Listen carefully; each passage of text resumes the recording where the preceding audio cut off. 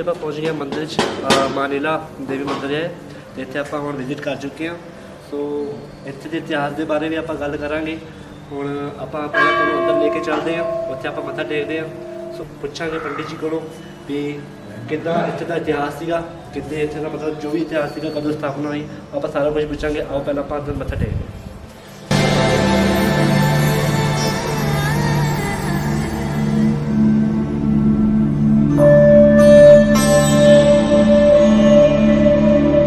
ਹਾਂਜੀ ਸਤਿ ਸ਼੍ਰੀ ਅਕਾਲ ਜੀ। ਤੇ ਆਪਾਂ ਪਹੁੰਚ ਚੁੱਕੇ ਹਾਂ।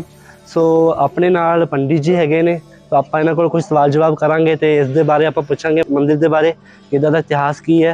सो नमस्कार पंडित जी। नमस्कार। आप बताइए इस इतिहास इसका माता जी का कि क्या है या कब से स्थापना हुई थी? 1488 में कचरी राजाओं ने अपनी कुलदेवी के रूप में से मानिला देवी की स्थापना की थी जी। और तब से अनवरत इसकी पूजा अर्चना होती आ रही है जी। और उनकी जो ये उसका जो वो है कचरी राजाओं ने अपनी कुलदेवी के रूप में 1488 में इस देवी की स्थापना की थी जी जी। और तब से इसकी अनवरत पूजा होती आ रही है जी। और कई किंवदंतियाँ ये हैं कि करीब 300 साल पहले यहाँ कोई भक्त जैसे बन के आए, हम जैसे आते हैं, तो माँ का ऐसा साक्षात रूप था कि वो भक्तों से बात करती थी जी, साक्षात बात करती थी। तो भक्तों ने सोचा कि इस मूर्ति में तो बहुत शक्ति, चमत्कारिक शक्ति है, जी जी। हम इस मूर्ति को अपने वहाँ लेके जाएंगे। जी। तो 300 साल पहले की बात है कि वो लोग रात को आए और रात में आकर के, उस समय कोई यहाँ रहता नहीं था, मंदिर में छोटा सा मंदिर था। जी जी। तो मंदिर की कोई ऐसा सुरक्षा की कोई व्यवस्था नहीं थी, तो वो लोग रात को आकर के माँ की मूर्ति को उठाने की कोशिश, तो उठी नहीं, तो उन्होंने इसका हाथ काट दिया।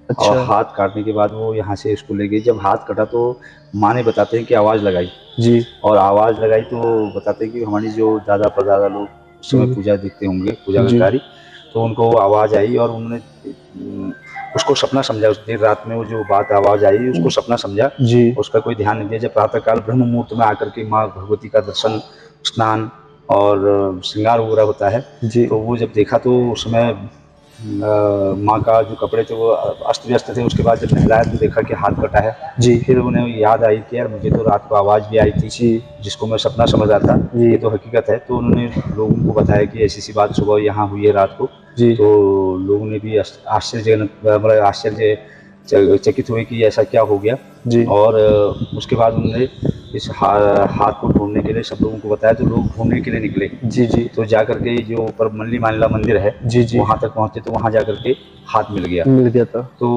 वो लोग जो लोग हाथ यहाँ से ले गए थे, वो डोली में यहाँ से हाथ को वहाँ तक ले गए और वहाँ पहुँचने पर वो थक गई। अच्छा। थकने के बाद उन्होंने डोली को नीचे रखा और जब डोली को नीचे रखा तो जब दोबारा उठाने लगे तो डोली उठी नहीं। तो देखा कि अब रात बीतने वाली है, हमें लोग देख लेंगे, तो लोग छोड़ करके भाग के चले गए।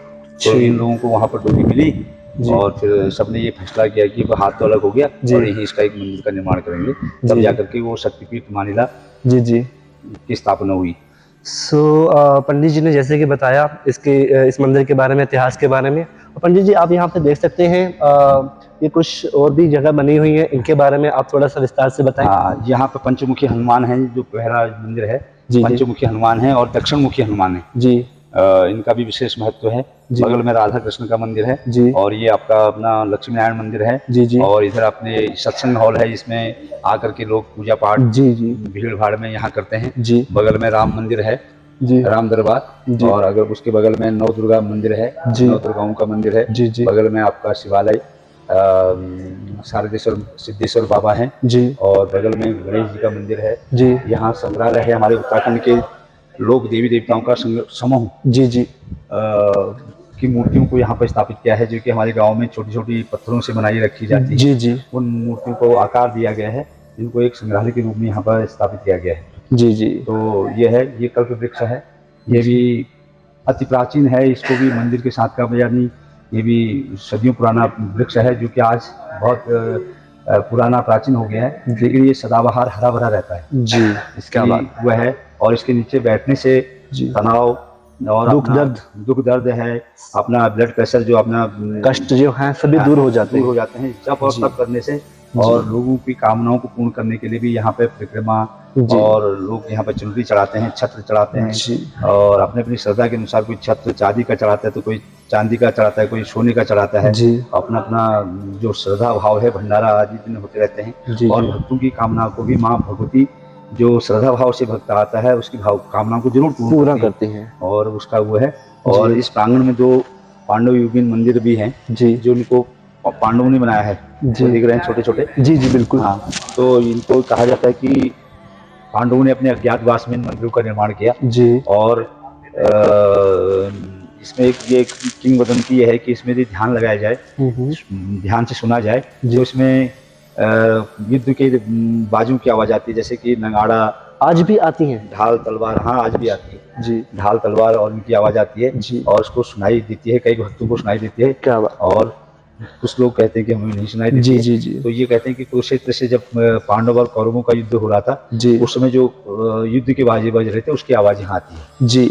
और हमने सुना है यहाँ पर महात्मा को याद करते हुए मेले भी लगाए जाते हैं। सो आप थोड़ा सा बता दीजिए इनको कि मेले कब लगते हैं। यहाँ पे बैसाख 2 गते सालदे का मेला होता है जी, जिसमें कि हमारे गढ़वाल, कुमाऊं और अपने शहरों से लोग यहाँ मेले को देखने के लिए आते हैं जी, और शहरों से रामनगर, काशीपुर, अपने गुरुमदारा और इधर बाजपुर से लोग दुकान लेके दूर दूर से आते हैं, दुकान लेकर के आते हैं और अपना जो भी उनके पास अपना जो भी दुकान की सामग्री जी, उसको बेचते हैं बिल्कुल, और अपना भीड़ होती है जी जी। और इसमें गढ़वाल, कुमाऊं के लोग आकर के पहले तो बहुत प्राचीन परंपराएं थी कि बहुत ज़्यादा होता था, लेकिन आज जो आधुनिक युग में जब हम प्रवेश कर रहे हैं उसमें इन सब चीज़ों में जब थोड़ा सा कमी आई है, अपनी संस्कृति और सभ्यताओं में, अपनी परंपराओं में हम उसको शर्म महसूस कर रहे हैं जी, और जो कि एक अच्छी बिल्कुल वो है हमारी मेल जोल की और हमारे आपसी तालमेल की जो एक अच्छी कड़ी होती है जी, तो उसमें जरा वो आई है। लेकिन इसमें यहाँ पे बैसाख 2 गते यानी वो 16 तारीख को होगा इस बार, 16 अप्रैल को मेला होगा जी जी। और उसके बाद इसमें यहाँ पे समय समय पे